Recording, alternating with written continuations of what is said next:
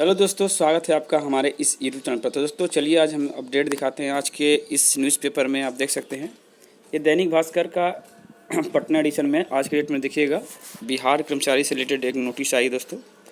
चलिए इसको हम लोग पढ़ के आपको सुना देते हैं, ठीक है। तो दोस्तों ये देखिए, यहाँ पे बताया जा रहा है कि प्रथम इंटर स्तरीय प्रतियोगिता परीक्षा परिणाम में होगी देरी। तृतीय श्रेणी के 13,000 पदों के लिए आना है रिजल्ट। अब दोस्तों किस तरह का रिजल्ट है आना, देखिए यहाँ पे बताया गया है। दोस्तों कोरोना के बढ़ते संक्रमण के कारण प्रथम इंटर स्तरीय प्रतियोगिता परीक्षा फाइनल रिजल्ट आने में देरी होगी। तृतीय श्रेणी के 13,000 पदों के लिए मुख्य लिखित परीक्षा परिणाम फरवरी के अंत में ही आ चुकी है।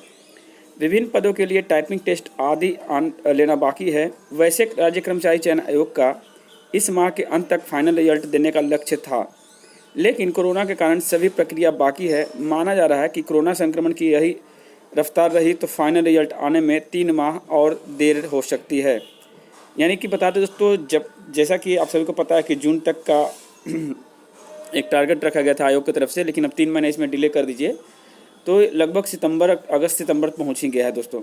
अब देखिए आगे बोला गया है कि बिहार कर्मचारी चयन आयोग के सचिव ओम प्रकाश पाल ने बताया कि फाइनल रिजल्ट प्रकाशित करने के लिए सभी प्रक्रिया तेजी से की जा रही थी, लेकिन कोरोना ने इस पर ब्रेक लगा दिया है। प्रथम इंटर स्तरीय मुख्य परीक्षा दिसंबर 2020 में हुई थी और राज्य के विभिन्न विभागों में नियुक्ति प्रक्रिया पूरी होनी है। इसमें अधिकांश पद विभिन्न कार्यालयों में सहायक के हैं। मुख्य परीक्षा में 52,784 अभ्यर्थी सफल हुए हैं। शारीरिक क्षमता जांच वाले पदों के विरुद्ध खाली पद के 5 गुना सफल आवेदकों की लिस्ट आयोग की वेबसाइट पर अपलोड की गई है।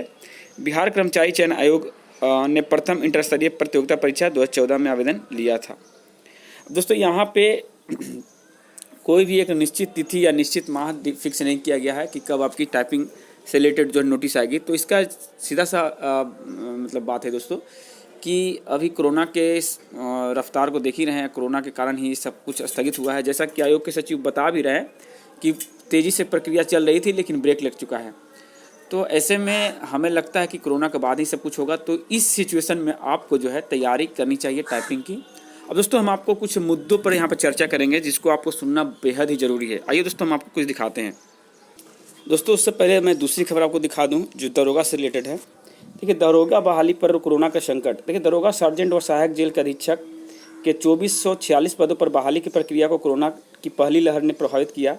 8 महीने से ज़्यादा विलंब के बाद हाल ही में इसकी शारीरिक दक्षता परीक्षा पूरी कर ली गई। अगले महीने रिजल्ट की आने की संभावना है।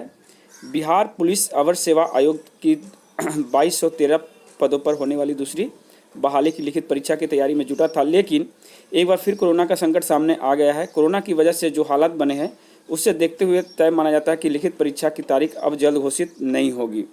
तो दोस्तों यहाँ पे 2 बड़ी बातें हैं। एक तो आपका जिसका फिजिकल हो चुका है उसकी रिजल्ट जो है अगले महीने यानी कि मई के किसी भी सप्ताह में जारी किया जा सकता है दोस्तों, जो फाइनल मेरिट है, ठीक है।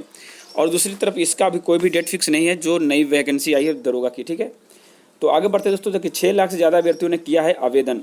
बिहार पुलिस में बड़े पैमाने पर दरोगा और सार्जेंट की बहाली हो रही है और साल 2019 में इन 2 पदों के साथ सहायक जेल अधीक्षक के 2446 पदों पर बहाली निकाली थी। इसकी परीक्षा पूरी की जा चुकी है। अगले महीने तक रिजल्ट आने की संभावना है। इसके अलावा साल 2020 में दरोगा और सार्जेंट के 2213 पदों पर बहाली के लिए विज्ञापन जारी किया गया था। इसमें दरोगा के 1998 और सार्जेंट के 215 पद शामिल है। इसमें 6 लाख से अधिक अभ्यर्थियों ने आवेदन किया है। सूत्रों के मुताबिक 2446 पदों पर बहाली की प्रक्रिया पूरा होते ही ये 2213 पदों की प्रारंभिक लिखित परीक्षा की घोषित की जानी है। अब दोस्तों यहाँ पे बता रहे हैं कोरोना की क्या प्रॉब्लम है। देखिए कोरोना की वजह से बहाली प्रक्रिया में विलंब। देखिए बिहार पुलिस में दरोगा और सार्जेंट का सारा विभाग, सहायक जेल अधीक्षक के कुल इतने पद पर बहाली की प्रक्रिया में कोरोना की वजह से पहले से विलंब हो चुका है। इसके लिए संयुक्त प्रारंभिक प्रतियोगिता परीक्षा दिसंबर 2019 में हुई और जिसका परिणाम 28 जनवरी 2020 को जारी कर दिया गया। इसके पहले की मुख्य परीक्षा होती कोरोना की वजह से लॉकडाउन लगाना पड़ा था। तो ये दोस्तों पिछली बार का रिकॉर्ड बता रहा है। तो हो सकता है इस बार भी आपका पीटी का जो एग्ज़ाम है यानी कि जो 2213 पदों के लिए, इसमें भी विलंब हो सकता है दोस्तों। हो सके कि फिर सितंबर, अक्टूबर, अगस्त चला जाए। तो ऐसा में अगर आपको समय मिला तो थोड़ी मेहनत करिए और अपनी तैयारी में लगे रहिए दोस्तों। आइए मैं कुछ मुद्दों पर बात करता हूँ। देखिए दोस्तों यहाँ पर कोई अच्छे यूट्यूबर ही हैं, यूट्यूबर को ख़राब नहीं मानूंगा, बहुत ही अच्छे समझदार हैं, लेकिन इस तरह का चीज़ हमें अच्छा नहीं लगा उनके तरफ से। ये जो एक तरह से सर्वे किया गया है, देखिए इसमें बताया उन्होंने कि बीएसएससी इंटर लेवल के विज्ञापन से निम्नवर्गीय लिपिक के पदों को हटाया जाना चाहिए कि नहीं। उन्होंने ऑप्शन दिया हाँ, क्योंकि इसकी बहाली नियुक्ति नियमावली के अनुसार नहीं हो रहा है, हाँ इसी कारण से रिजल्ट में परिवर्तन नंबर निरीक्षक को पद से हटाया गया, नहीं नियमावली के अनुसार काम चलाओ स्पीड लेकर इसे पदों को बचाना चाहिए, नहीं इससे हजारों छात्रों को बेरोजगार रह जाएंगे, मेरा बीएसएससी इंटर लेवल में कोई व्यक्तिगत संबंध नहीं है। तो इस तरह का आप जो सर्वे करवा रहे हैं ये कतई ठीक नहीं है।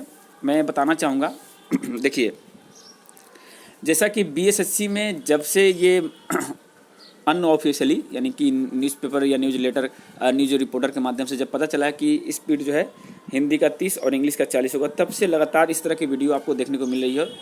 तो दोस्तों मैं ये बताना चाहूँगा कि नियमावली में क्या लिखा हुआ है, कंप्यूटर टंकन और संचालन, ये 2 चीज़ लिखा हुआ है, और यही चीज़ आपका नोटिफिकेशन में भी यानी कि आपका विज्ञापन में भी लिखा हुआ है। दोनों जगह सेम टू सेम लिखा हुआ है दोस्तों, लेकिन दोनों जगह में ये नहीं लिखा हुआ है कि हम काम चलाऊँ स्पीड लेंगे या फिर 35 का स्पीड लेंगे। बात समझ में आ रही कि नहीं आ रही? यानी उन्होंने ये भी नहीं कहा कि हम एकदम बिना टाइपिंग का लेंगे या फिर काम चलाओ लेंगे, या फिर ये भी नहीं कहा कि हम 30 का या 35 का लेंगे। तो यहाँ पे स्वतंत्र है वो आयोग भी और स्वतंत्र है वो विभाग भी, वो जो चाहेगा वो वही होगा। अब आपको समय मिला है, आप अपनी तैयारी करिए, ये भ्रम मत फैलाइए कि बिना टाइपिंग का हम नौकरी लेंगे, बिना स्पीड का हम नौकरी लेंगे। भाई आपने निम्नवर्गीय लिपिक पद पे जा रहे हैं, आपको वही काम ही करना है, और आपके पास जब योग्यता ही नहीं रहेगी तो आप किस आधार पर वहाँ पे जॉब करिएगा। और आप लोग हवाला देते हैं दोस्तों परिवीक्षा अवधि, प्रोबेशन पीरियड, ठीक है यार। प्रोबेशन पीरियड क्या होता है मैं बता दूं आपको। प्रोबेशन पीरियड का मतलब यही होता है दोस्तों, कोई भी कंपनी हो, सरकारी गवर्नमेंट जो भी हो, वो सब क्या करती है कि कैंडिडेट जब भी उसके अंदर ज्वाइनिंग करता है तो उसका तो योग्यता पहले चेक किया जाता है दोस्तों, उसके बाद ही इसको ज्वाइनिंग मिली है। और ज्वाइनिंग मिलने के बाद एक जो है एग्रीमेंट तैयार होता है, जिसमें 1 साल का कोई कंपनी रखती है, प्राइवेट कंपनी, कोई जो है 2 साल का, कोई 3 साल का एग्रीमेंट बनाती है कि इन 2 साल में अगर आपका कार्यशैली ठीक ठाक रहा, आपने अच्छा काम किया, सब कुछ ठीक रहा, तब आपको हम आगे प्रमोट कर देंगे, आपको इसमें फिक्स नौकरी कर देंगे, नहीं तो आपको बाहर कर सकते हैं। ये कहीं भी, मैं टीसीएस में जॉब किया हूँ 1 साल, उसके बाद मुझे बाहर किया गया था क्योंकि मैं एब्सेंट ज़्यादा रहता था अपने इस एग्ज़ाम के चलते। अपना एग्ज़ाम का तैयारी के चक्कर में हम टीसीएस कंपनी में मुझे बाहर किया गया दोस्तों, ठीक है। तो ये रूल होता है, आपको डायरेक्ट परमानेंट नहीं देता। इसका मतलब ये नहीं कि प्रोबेशन पीरियड में टाइपिंग लेगा, पहले हम कुछ नहीं जानते हैं, जीरो है, हमको लेकर ढुका दिया, नौकरी कर दिया, ऐसा रूल कहीं भी नहीं भाई, पहले आपसे कुछ ना कुछ लेगा ही। अब आइए दोस्तों हम बात करते हैं कि प्रोबेशन पीरियड में भी क्या होता है। तो दोस्तों जितना भी प्रोबेशन पीरियड मैंने देखा बिहार एसएससी में, बिहार के गवर्नमेंट जॉब में निम्नवर्गीय लिपिक का, उसमें 30 का स्पीड मांगा गया है हिंदी का, और उसमें 1.5% जो है एरर माफ था। तो इतना तो आपसे नहीं ले रहा आयोग तो 10% छूट दे रही है अनऑफिशियली की बात करें तो हमारे कहने का मतलब ये है दोस्तों, जब तक ऑफिशियली लेटर नहीं आता है, नोटिस नहीं आता है कि कितना स्पीड है, क्या है, नहीं है, तब तक हम लोग अपने मन से इस तरह का कुछ भी नहीं कर सकते हैं। तो मैं जो भी यूट्यूब वाले भाई हैं, इनका विरोध मैं नहीं कर रहा हूँ, मैं आपका सपोर्ट ही कर रहा हूँ, लेकिन मैं यही कहूँगा कि आप भी वेट करिए, जब तक ऑफिशियल नोटिस नहीं आती तब तक आप इन सब चीज़ों को शेयर मत करिए स्टूडेंट के सामने। और ऐसे में तो है कि आयोग का भी मन बढ़ेगा ना, इसलिए इन सब चीज़ों से आप दूर रहिए। और जितना समय आपको मिला इस समय में आप सदुपयोग करिए टाइपिंग के लिए, क्योंकि देखिए पिछली बार लॉकडाउन जब लगा था तो लोग खूब पढ़े, आज उनका अच्छा मार्क्स है, उनका रिजल्ट भी है। तो इसी तरह से यहाँ पर भी आप टाइपिंग खूब मज़े से करिए। और कोई भी चीज़ आसान नहीं होता तो कोई भी चीज़ हार्ड भी नहीं होता दोस्तों। अगर मेहनत करिएगा तो सफल हो जाइएगा, चाहे टाइपिंग हो चाहे कुछ भी। अरे भाई दुनिया में तो एक से एक काम करते हैं, हम लोग तो मात्र टाइपिंग करने जा रहे हैं। एक से एक साइंटिस्ट है, एक से एक खोज होती है, प्रतिदिन साइंस में नया चीज़ कुछ खोज होता है, और हम लोग एक टाइपिंग करने में इतना कतरा रहे हैं भाई, बोलते हैं कि हमसे नहीं हो पाएगा। यार कोशिश किया, पहले कोशिश करो, ठीक है।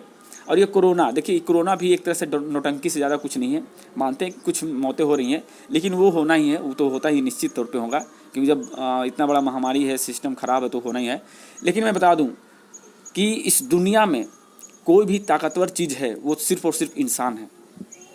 अरे इंसान हजारों वर्षों से यहाँ पे पड़ा हुआ है, उसकी विलुप्ति नहीं हो रही है। बहुत से जीव जंतु विलुप्त हो जा रहे हैं, बहुत से जंतुओं का, जानवरों का जो है संख्या कमते जा रहा है, लेकिन ये मानव का संख्या बढ़ते जाता है। क्या कारण है भाई?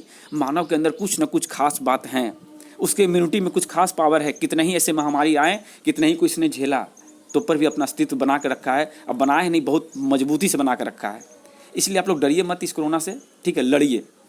तो इसी के साथ वीडियो समाप्त करता हूँ दोस्तों। जय हिंद, जय भारत।